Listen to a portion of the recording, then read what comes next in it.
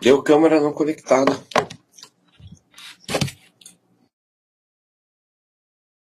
Aí. Boa noite, meninos. E menino também, né? Eu creio que são vocês os tutores da minha disciplina, da especialização. Eu quero que vocês, por favor, confirmem para mim se vocês estão me vendo e me ouvindo bem. É só dar um ok se tiver tudo certo.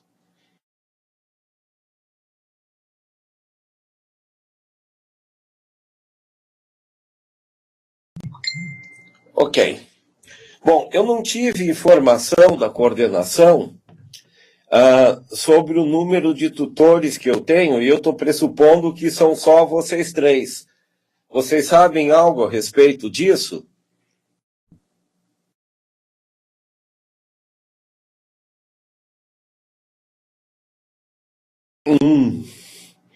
Ixi, então tá ruim se são aproximadamente 8 tutores. Aonde que estão os outros meninos?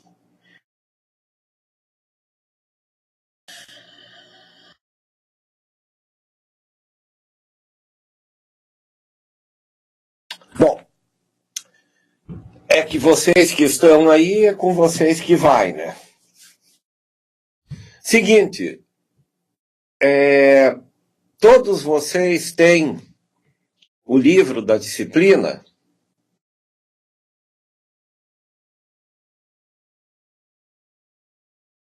Confirmem para mim, por favor.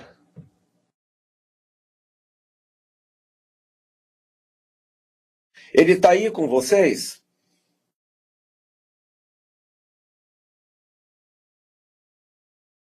Se ele estiver, abram na página 101.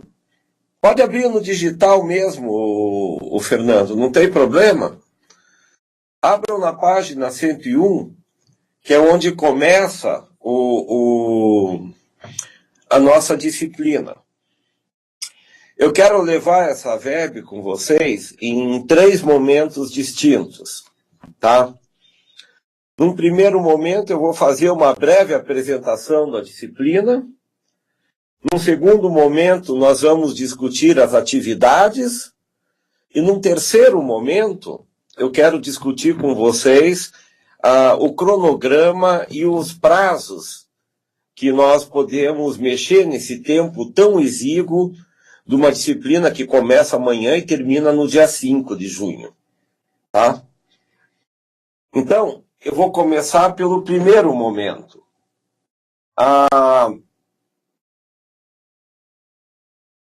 disciplina Construção da Imagem do Ocidente é um trabalho que eu produzi com o auxílio da Janaína e da Simone, fazendo um estudo de caso sobre um pintor que é talvez o grande expoente do barroco holandês, que é Jan Vermeer. Tá? Então, essa disciplina trabalha em 3 unidades de estudos. Tá? Uma delas é conceitual, a unidade 1 é uma unidade conceitual, onde se discute arte e história da arte. Eu uso um autor como fundamento para essa unidade, que é o Carlo Giulio Argan. É um pensador sobre a estética italiano, também um ativista político muito intenso. Ele foi prefeito de Roma na década de 60 e ele foi o responsável pela recuperação e pela revitalização do patrimônio histórico romano, que estava desabando, desmoronando, se esvaindo, e que transformou Roma num grande museu a céu aberto, na recuperação e na preservação de tudo aquilo que restava das ruínas do tempo da Roma antiga. O Argan desenvolve uma tese onde ele discute o que é que torna a arte arte. Há um texto dele, na unidade 1, se vocês olharem na unidade 1, no enunciado da tarefa, tá, há o link para o texto do Argan chamado Preâmbulo ao Estudo da História da Arte. Nesse texto, ele faz uma abordagem inversa da questão da arte. Ele começa dizendo o que a arte não é, para em seguida fazer uma proposta de qual é o fator que torna a arte arte, tá? E para ele este fator é uma valoração social. O que ele quer dizer por valoração social? Traduzido num linguajar bem simples, arte é aquilo que uma determinada sociedade, uma determinada cultura considera como arte. É um valor aberto, é um valor difuso, mas é um valor presente em praticamente todas as culturas e sociedades. E aí eu acabei de dar para vocês a resposta da questão da unidade 1, da tarefa da unidade 1, que é justamente pedir que o aluno, após ler o texto do Argan, diga, eu coloquei no máximo de 30 linhas, mas pode ser dito em 3 ou 2 linhas, a natureza da arte para Argan é uma natureza axiológica, ou seja, arte é aquilo que recebe, e aí eu vou usar um neologismo, porque a palavra oficialmente não existe em português, arte é aquilo que recebe um valor de artisticidade em uma determinada cultura. Além desse ponto, tá, nós trabalhamos também nessa unidade 1 a discussão do que compreende a história da arte e também uma proposta bem tradicional, bem quadradinha, não tentei romper com nada, do que compõe as periodizações tradicionais da história da arte. Isso encerra a unidade 1, porque é o que torna o pano de fundo para a unidade 2. Mas antes da gente chegar na unidade 2, me digam uma coisa, está claro para vocês o que se pretende com a unidade 1? Eu vou fazer várias perguntas. Quando eu fizer uma pergunta e ficar em silêncio, eu bato um ok, qualquer coisa, ou não, ou expressem, por favor, alguma dúvida. Ao longo do curso, lamentavelmente, nós não vamos ter um espaço de diálogo como esse que nós estamos tendo hoje. Então é legal que a gente possa esgotar qualquer coisa que tenha que ser esgotado hoje. O curso é muito rápido, 2 semanas e meia, na verdade, contando o prazo para apresentação das avaliações, e é um conteúdo bastante denso. Quando me propuseram fazer isso, eu construí uma disciplina em termos de pós-graduação. Então, ela é um pouco mais densa, tá? Bom, se a unidade 1 está ok, a gente pode ir para a unidade 2. Dentre os períodos da história da arte, entre o Renascimento e o Rococó, está o Barroco. E é justamente esse momento que eu quero estudar com um enfoque diferente. A minha ideia foi trabalhar um enfoque diferente da maioria dos estudos sobre o Barroco. O Barroco aparece como uma ruptura com o formalismo renascentista e como sendo uma escola ou um período ou um conjunto de artistas que usavam a pintura como veículo de expressão de emoções, de sentimentos na tela. É claro que essa definição, se a gente pega um cara como Caravaggio, que é do barroco italiano, ela é perfeita. Mas se a gente olha para o barroco fora da Itália, e aqui eu penso um pouco no barroco espanhol, talvez com o El Greco, e principalmente no barroco dos Países Baixos, que nós, cometendo um anacronismo para a época, chamamos de barroco holandês, essa definição ela não é tão aplicável assim. Embora haja uma expressividade na pintura barroca holandesa, ela não é uniforme. Ela está muito mais presente nos pintores do barroco holandês que residiam naquela região dos Países Baixos que nós chamamos hoje de Bélgica, e que eram pintores, na sua maioria, católicos, e que Rubens é talvez o grande, a grande expressão dessa ala do barroco dos Países Baixos, e esse povo que era católico, ele trazia essa expressividade, esse impacto emocional e sentimental na sua pintura. Mas havia uma outra ala do barroco holandês, cujo principal expoente, sem dúvida, é o pintor que nós estudamos nessa disciplina, que é o Jan Vermeer, tá? Que ele trabalhava a sua pintura a partir de uma perspectiva, não pensando perspectiva como técnica pictórica, mas como fundamento do fazer pictórico. O Vermeer trabalhava a pintura em cima de dois fundamentos básicos.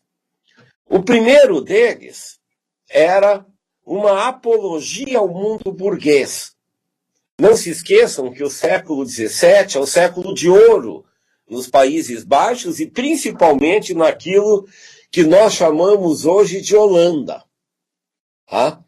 Então o Vermeer retrata a sua cidade, basicamente, e aí ele me lembra o russo Gogol, que dizia que se você quer ser universal, cante a tua aldeia, tá?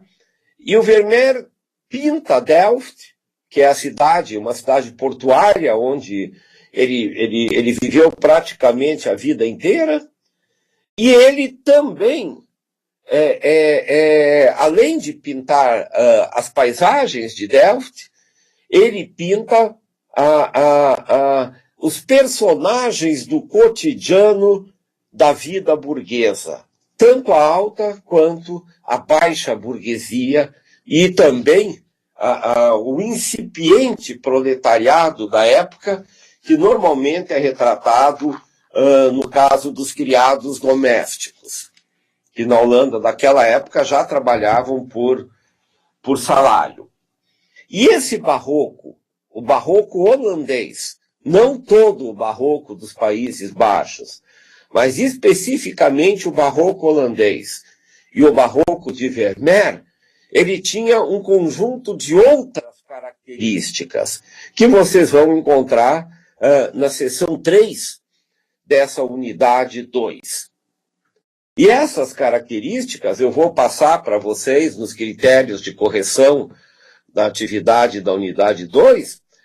Essas características, elas não são exatamente as mesmas, pelo contrário, elas são bastante específicas em relação às características do barroco italiano tradicional, que é o que vem à nossa mente quando nós discutimos o conceito de barroco.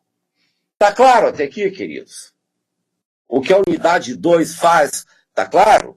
Ela conceitua barroco, fala um pouco das expressões barrocas e se detém na seção 3 nas especificidades, do barroco da região dos Países Baixos, que nós chamamos de Holanda hoje. Tá claro aqui?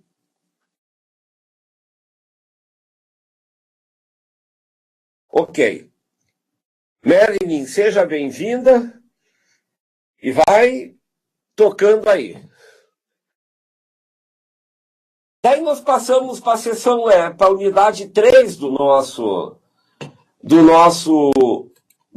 curso, que é uma unidade que faz um estudo de autor. A unidade 3 tem como título a pintura de Johannes.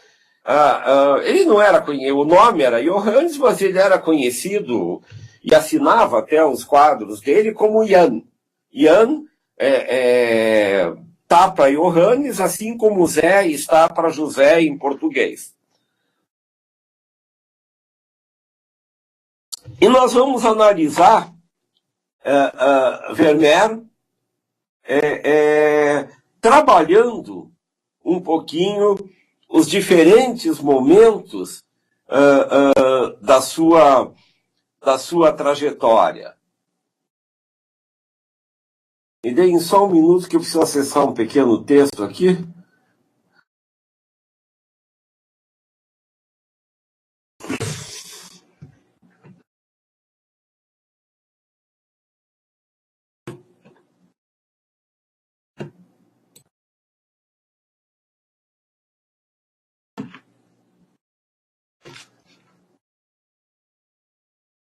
Então, como eu dizia,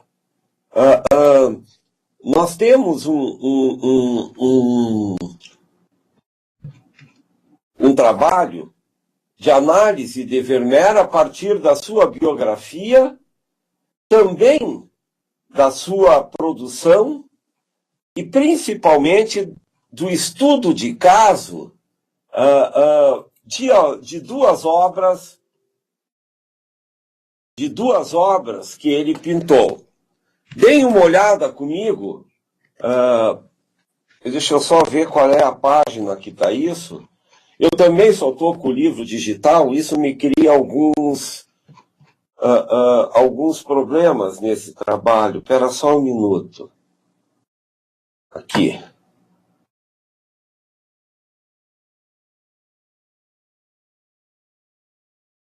É o barroco holandês, com suas características, e Vermeer. Tá, quando a gente trabalha Vermeer, a unidade 3, ela tem 4 sessões, tá? A sessão 1 é uma nota biográfica do Vermeer. E nessa nota biográfica se mostra a trajetória dele e o espaço que ele trabalhou como pintor. A sessão 2 fala da sua obra. E aí é feito um apanhado da obra de Vermeer, com a exposição, a quantidade de quadros que ele pintou não é tão grande, então é feito um apanhado de toda a sua produção pictórica e de 2 ou 3 quadros cuja autoria se remete a ele, embora com algumas interrogações, e é uma autoria discutível. E a seção 3 faz a análise de 2 quadros. Um, que é um quadro de interior, um quadro pintado no interior, é num estúdio de pintor. O nome dele é A Arte de Pintar, que é um quadro que mostra um pintor pintando Clio, a musa da história, com um mapa dos Países Baixos ao fundo. E o outro quadro é um quadro de exterior, que é um quadro do estuário do rio Delft, com a Bahia, e mostrando uma cena marinha na foz do porto de Delft. Tá?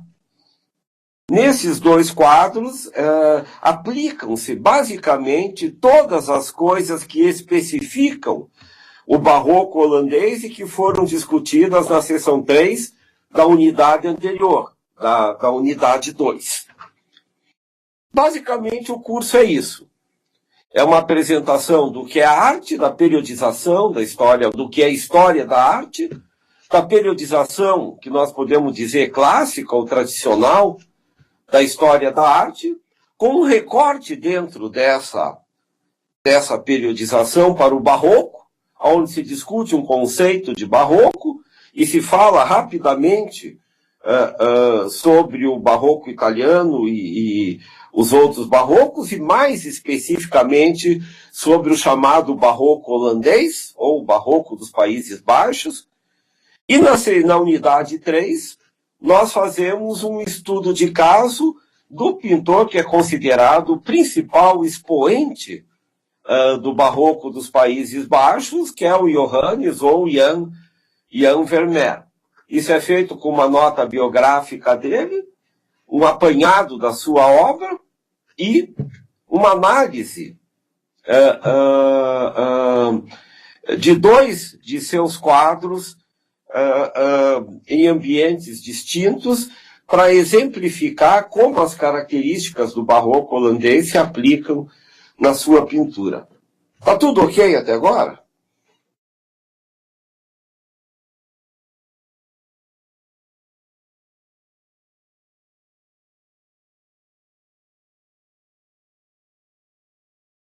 Então, não tem dificuldade, é um curso simples, embora ele vá causar um certo estranhamento, eu creio, nos alunos, porque, lamentavelmente, nós perdemos a tradição do diálogo com a história da arte nas nossas graduações, e ele talvez coloque um espaço que seja novo e que, portanto, gere um relativo estranhamento nos alunos.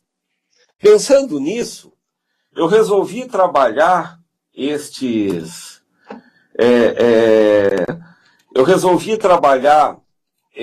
material de uma forma que levasse os alunos a refletirem sobre o que era central na minha proposta de curso em cada unidade. E aí nós vamos começar a discutir a segunda parte da nossa conversa de hoje, que é as atividades solicitadas para cada unidade.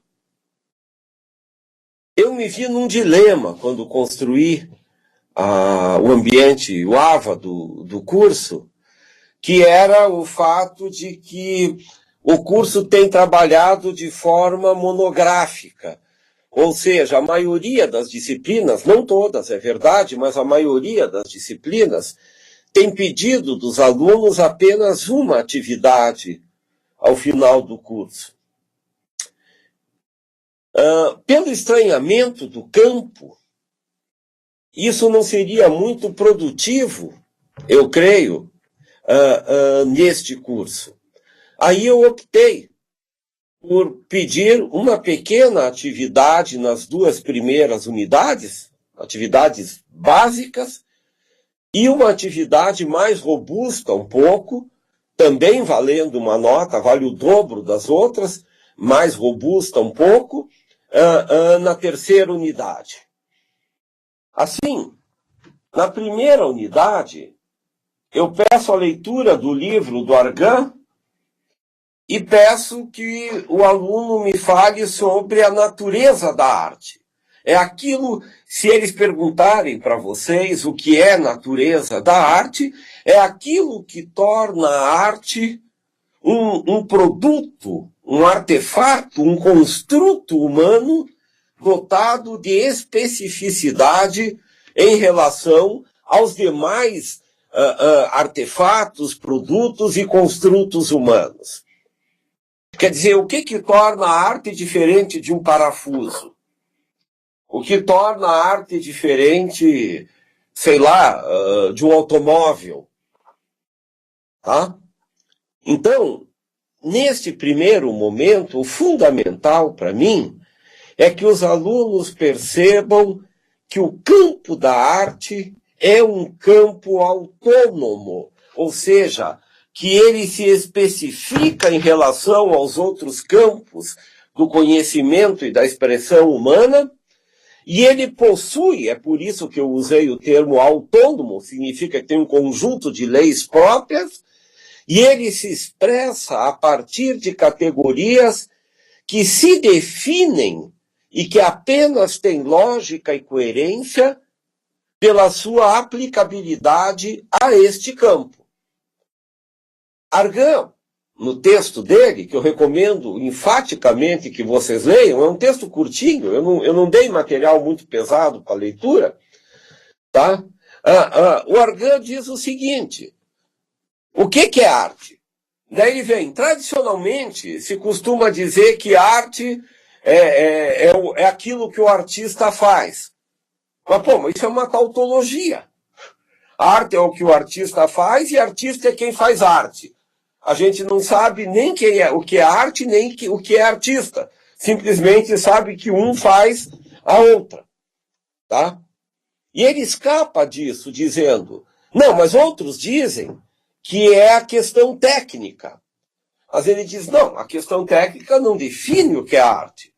Porque há obras universalmente reconhecidas como obras de arte que, tecnicamente, são simples, para não dizermos até precárias.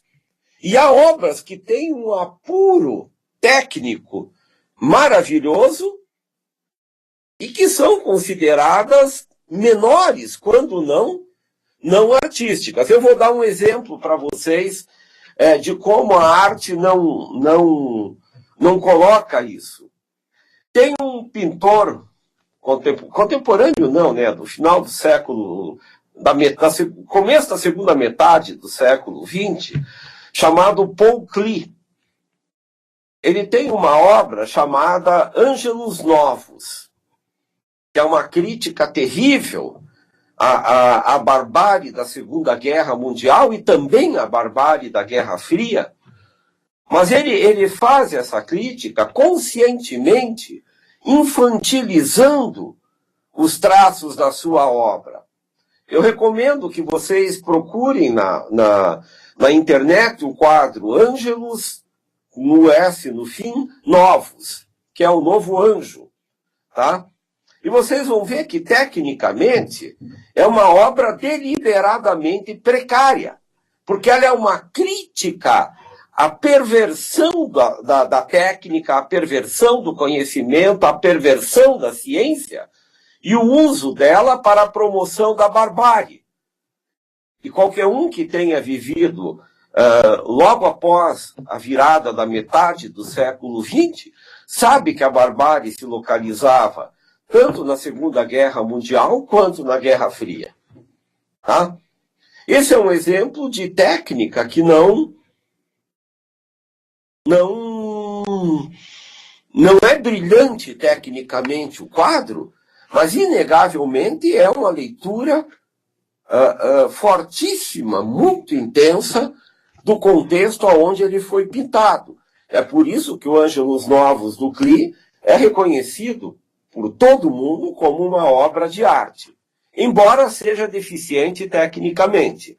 E a deficiência técnica é um artifício que o autor usa para expressar a falência da perfeição técnica, da tecnologia, porque essas foram usadas para destruição e não para a construção do homem. Agora eu vou dar um exemplo oposto. Uma folhinha. Sabe aquelas folhinhas de padaria que a gente pega, ou pegava todo começo de ano? Já viram aquelas folhinhas que tem aquela cestinha com ninhada de cachorro? Acho que todos vocês já viram aquilo. É foto. Fotografia é arte. É extremamente bem acabado tecnicamente. A iluminação é perfeita, o enquadramento é perfeito, o enfoque é perfeito, a profundidade, é tudo perfeito tecnicamente. Vocês conhecem alguém que considere arte fotografia de filhote de cachorro em folhinha de padaria? Não, ninguém considera, porque embora ela seja perfeita tecnicamente, ela não diz nada, não acrescenta nada ao senso comum da reprodução da realidade. Daí o Argan diz que não é a questão técnica também. Ele também critica aquela visão de que arte é produto do gênio. E ele faz isso numa leitura muito clara, mostrando que o gênio é muito mais um artifício de natureza comercial, ou seja, muito mais ligado ao mercado de arte, do que a genialidade do autor em si. E essa coisa do gênio é muito presente na nossa cultura, porque nós somos uma cultura de mercado, e os valores de mercado é o que norteiam a nossa cultura. Eu posso falar isso com vocês citando o exemplo mais clássico de todos, que é o exemplo de Van Gogh. Van Gogh é um cara que vendeu apenas 2 quadros em vida, os 2 por mão dele, e que hoje é o pintor que tem os quadros mais valorizados de todos os pintores no mercado de arte. Os girassóis de Van Gogh são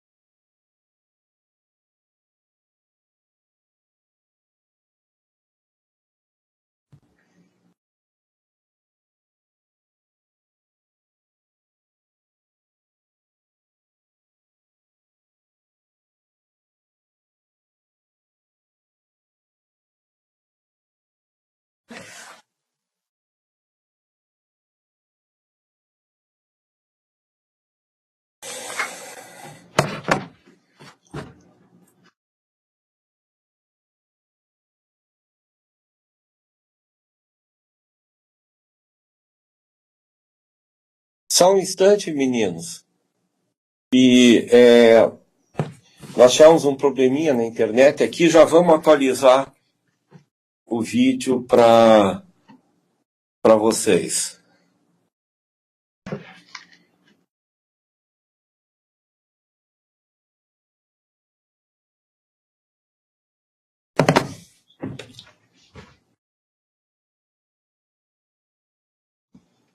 A câmera não abriu.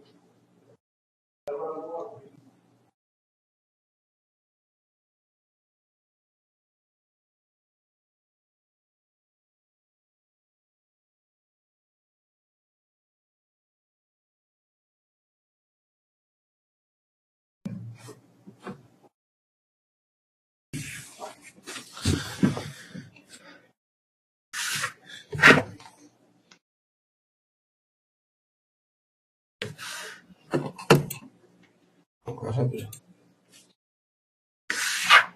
Aí deixa aberto. Deixa eu apertar o seu vizinho aqui. Uhum. Oi, voltei. Vocês estão me ouvindo? Caiu a internet aqui, me desculpem. A internet está bem estável hoje. Então eu vou tomar a liberdade de ir no sentido inverso do que eu estava pensando em fazer, porque eu acho que a discussão da minha terceira fala nessa web é mais importante do que essa segunda. A segunda eu passo os critérios de cada unidade para vocês por escrito, ela é bem simples. A terceira diz respeito à questão de prazos. Tá? A nossa disciplina começa amanhã, dia 16, e ela encerra no dia 5 de junho, ou seja, dia 5 de junho é o último prazo para o envio de atividades.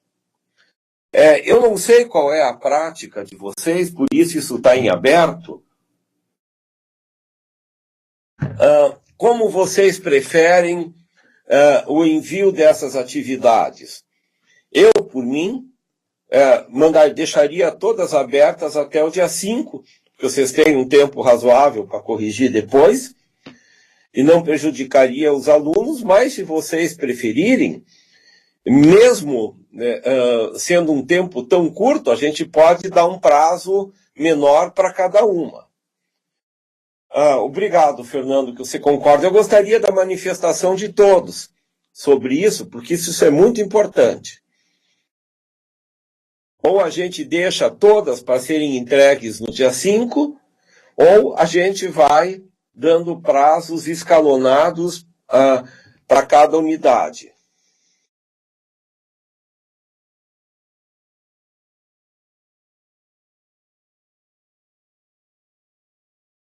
Então tá ok. Como todos vocês já fecharam com isso, esse foi mais fácil do que eu imaginei que seria. Então já está assim no AVA, não vai ter problema nenhum.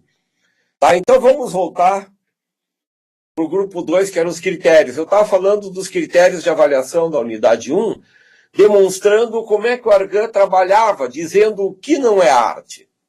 Tá? Para depois ele chegar àquilo que é arte. O que define aquilo que é arte? E para ele, isso não está nem no pintor, nem na obra de arte, nem na técnica, nem na genialidade, nem no valor de mercado em si. Está numa coisa muito específica e fora disso tudo, que é uma atribuição de valor artístico a uma determinada produção, que pode ser uma produção sofrível tecnicamente, como Ângelos Novos do Paul Klee, que é considerado arte, E pode não ser uma obra brilhante tecnicamente, como a cesta de filhote de cachorro na folhinha da padaria. Tá? Então, essa unidade 1, a avaliação dela é muito simples. Eu vou passar para vocês o texto do Paul Klee, eu faço isso essa semana ainda, tá?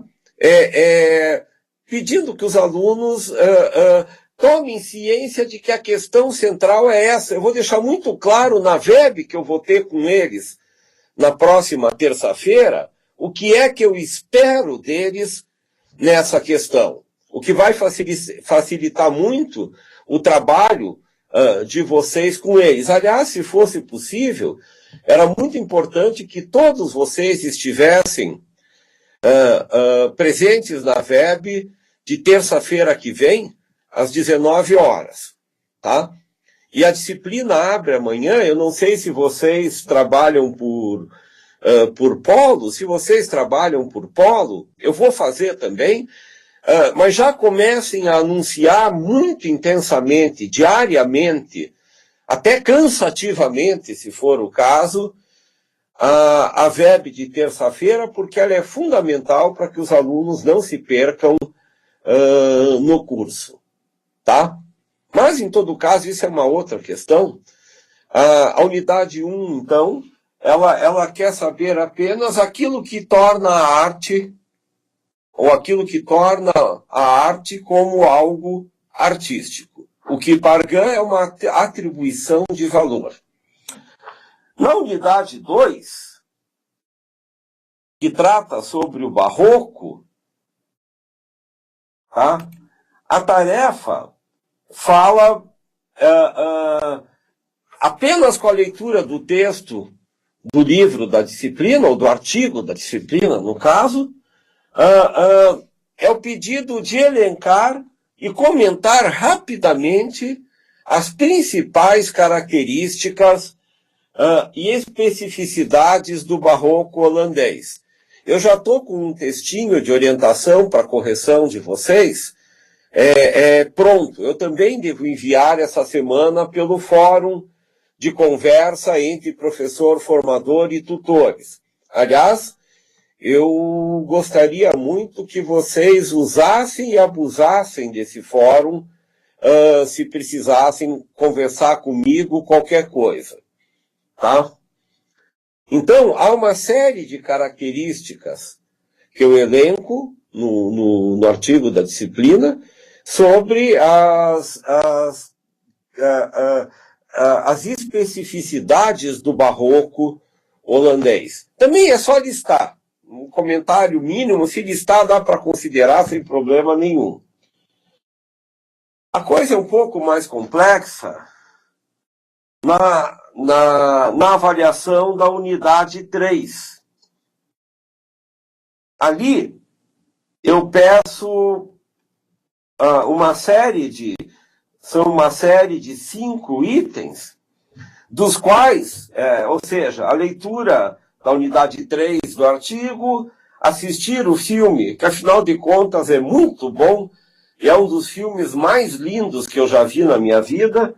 Se vocês não assistiram, assistam. O nome dele é A Moça com Brinco de Pérola. É um filme maravilhoso, onde, descrevendo ou dando vida a um quadro do Vermeer chamado A Moça com Brinco de Pérola, ele constrói toda uma trama de uma sedução bem contida, bem protestante daquela época, mas a beleza do filme está em que cada mudança de cena, ela congela um instante e quase que reproduz na tela do filme a luz, a técnica, o olhar de Vermeer. É um filme maravilhoso de ser assistido e que vale a pena, se já foi assistido, ser visto novamente a partir da discussão que a gente está fazendo na disciplina. Depois,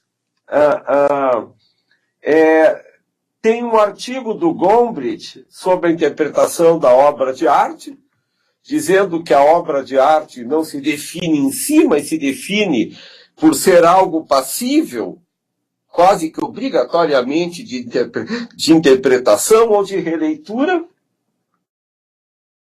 E, finalmente, tem um artigo, um excerto de um livro da Maria Carla Preti, chamado Como Ler uma Obra de Arte.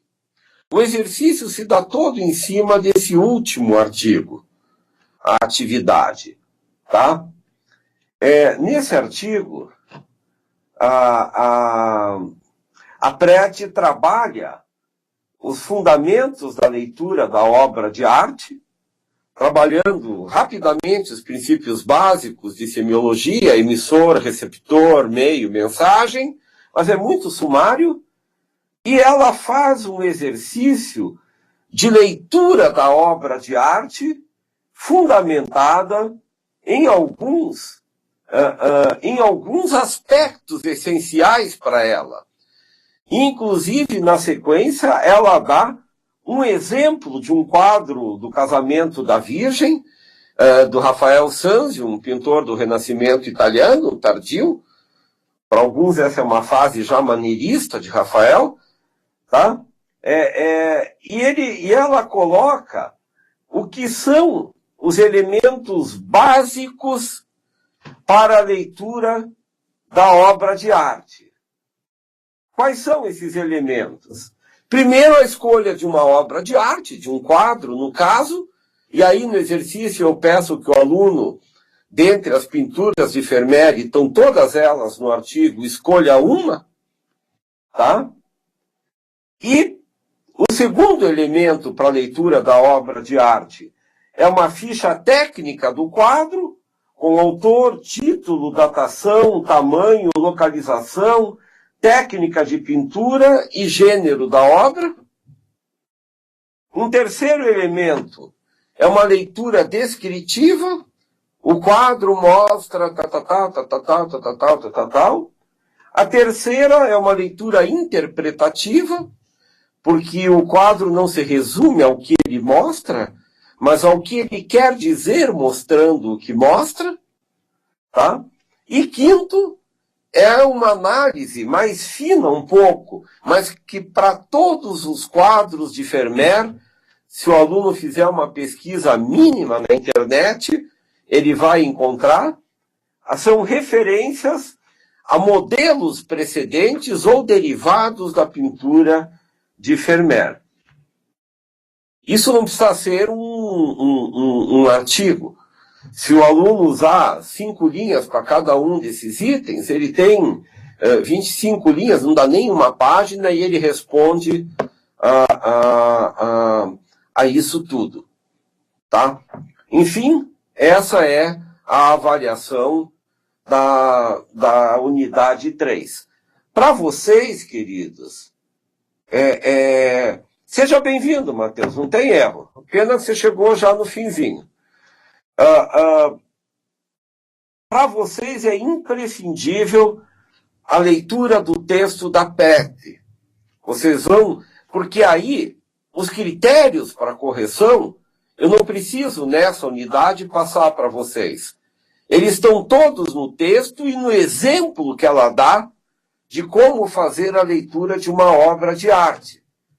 E como está aberto, porque eu acho que aí você tem que deixar o aluno ter um pouco da experiência de fruição com o pintor que nós estamos trabalhando, eu podia dizer para ele, olha, sei lá, pegue a moça tocando cravo, que é um quadro de Vermeer, e todos iam fazer a mesma coisa. Vocês iam ficar completamente chateados, ia ser uma monotonia terrível, a partir da terceira leitura, onde todos iam dizer as mesmas coisas. Então, se você deixa livre para o aluno trabalhar no universo de 35, 40 quadros, eu acho que enriquece, dá liberdade para eles pesquisarem e dá para vocês também a oportunidade de dialogarem de maneira mais funda com a obra de Vermeer.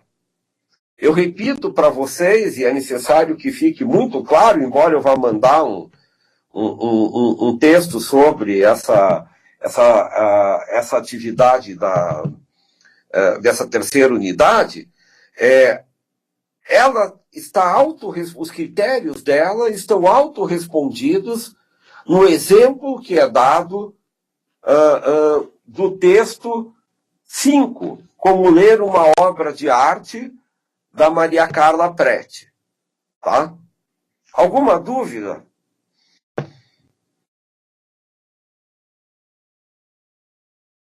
Oi. Alguma dúvida, queridos? Se não tiverem dúvidas, batam um ok para mim e tudo bem.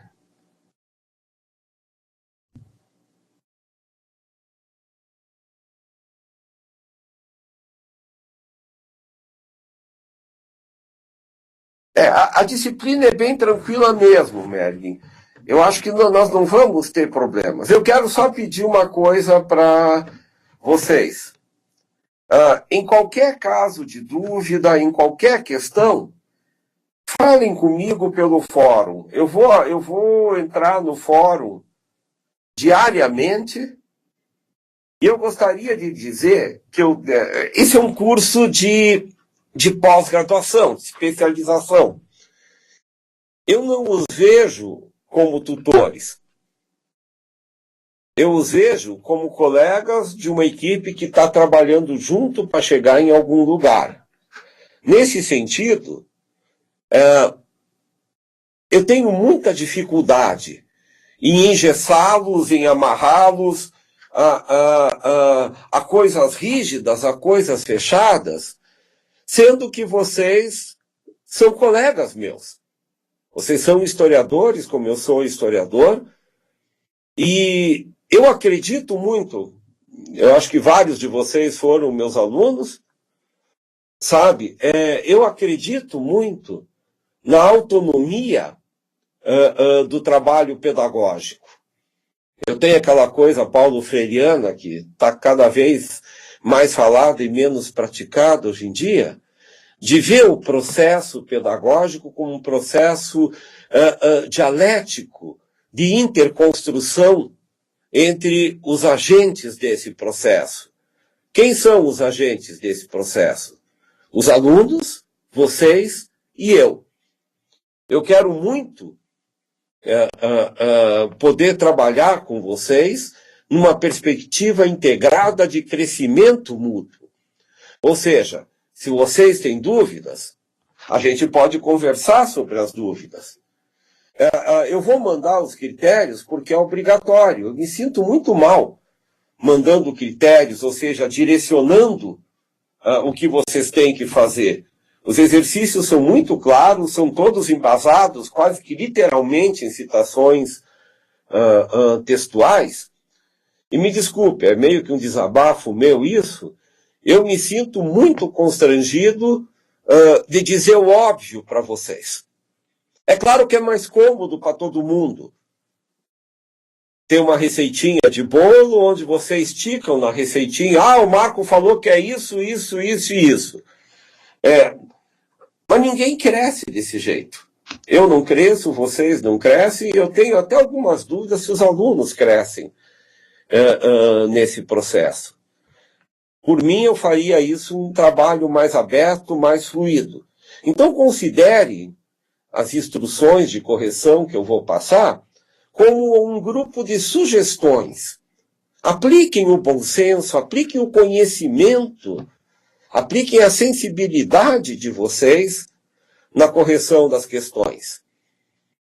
Eu acho que isso pode fortalecer a todos nós e pode qualificar o nosso trabalho junto aos alunos. Eu tenho um pouco de receio de que uma determinada percepção de EAD derive de um neotecnicismo e de um neotecnicismo comportamentalista, ou seja, onde você trabalha com estímulo e reação. Cara, se isso for o fundamento de EAD, é um projeto que naufragou. Porque a beleza da EAD, e há uma beleza nela, é você tornar o aluno sujeito do seu processo de aprendizagem.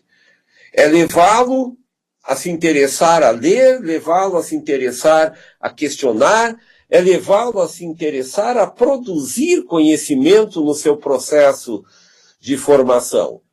Se virar uma coisa mecânica, é por isso que eu não uso questionários, múltipla escolha, se virar uma coisa mecânica, eu tenho sinceras dúvidas se a ausência da interlocução presencial não vai acabar transformando todo esse trabalho, um trabalho que demanda tempo de construção, tempo de aplicação, recursos pesadíssimos de tecnologia, num cursinho do falecido Instituto Universal Brasileiro, que trabalhava ou com instrução programada ou com avaliações de múltipla escolha.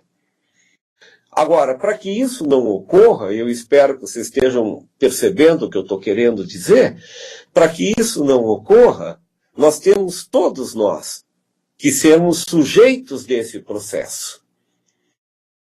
Se algum de nós, os alunos, vocês, ou mesmo eu, nos tornarmos objeto em qualquer momento deste processo, eu creio que há uma ruptura didática que transcende muito, há uma ruptura pedagógica que transcende muito didático em todo esse processo.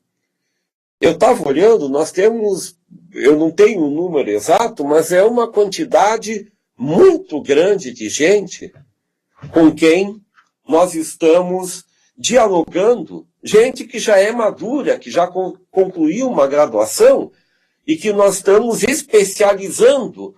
Isso me assusta um pouco, mas gente que nós estamos formando continuadamente para que sejam melhores profissionais, melhores professores, melhores escritores, melhores o que quer que sejam depois deste curso.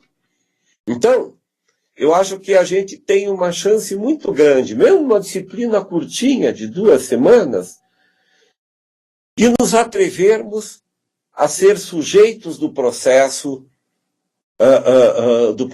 pedagógico. E nós só somos sujeitos quando nós nos reconhecemos assim. Quando reconhecemos os outros também como sujeitos e quando os outros também nos reconhecem como sujeitos. A minha proposta para este curso, então, não é termos um curso piramidal verticalizado, mas sim um curso horizontal, dialogado, trabalhado. O que eu estou dizendo para vocês hoje, eu também vou dizer, com outras palavras, é outra clientela, para os pós-graduandos na VEB de terça-feira que vem. Sobre essa proposta, alguém de vocês tem alguma divergência, alguma resistência? Porque se por acaso vocês preferirem trabalhar no quadradinho, não tem problema, a gente trabalha também. Embora eu acho que a gente perde uma grande oportunidade até de libertação nesse processo. Mas caso haja alguma resistência a isso, não há problema. Eu envio as instruções de correção, todas elencadinhas, certinhas. Eu vou fazer isso de qualquer jeito. Que não são as instruções que determinam. É o uso mecânico ou o uso criativo, didático, até pedagógico, dessas instruções no diálogo e na correção do trabalho com os alunos. Então fica essa proposta. Vocês talvez não precisem me responder agora sobre isso. Eu sei que muita gente vai dizer, mas é tanto aluno, eu tenho tão pouco tempo. Mas a vida de professor, desculpa, eu estou quase 40 anos professor, sempre foi, é tanto aluno e eu tenho tão pouco tempo. E é isso que a gente escolheu para a vida da gente. Mas por ser tanto aluno, e por termos tão pouco tempo para atender tanto aluno, é que nós temos que ter bem claro o que nós vamos fazer, como nós vamos motivar, como nós vamos desafiar, incentivar esses alunos para que eles se construam como sujeitos, nesse caso, sujeitos criativos, capazes de interpretação textual e de expressão inclusive estética, porque é um curso sobre arte. Então, a minha proposta para o curso, para vocês, é essa.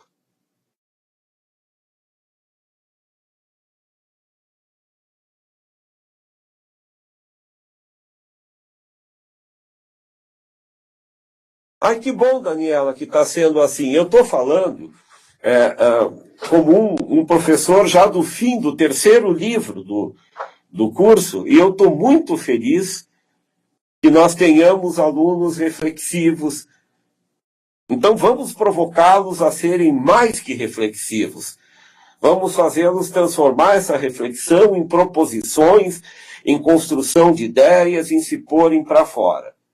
Eu acho que isso é uma coisa muito boa. Eu pontualmente vou intervir no fórum, tá? Eu nunca vou intervir em grupo, eu vou intervir no fórum como um todo, e eu conto com a interlocução de vocês, sempre que vocês julgarem necessário, até porque eu vou intervir cada vez que eu julgar necessário, no fórum de conversa entre tutores e professor formador. Ficou alguma coisa para a gente discutir, que alguma dúvida que paire sobre vocês, alguma coisa que vocês queiram esclarecer, enfim, qualquer coisa que vocês queiram se posicionar nesse momento? Ou está tudo ok? Se tiver tudo ok, só bate um ok e a gente encerra.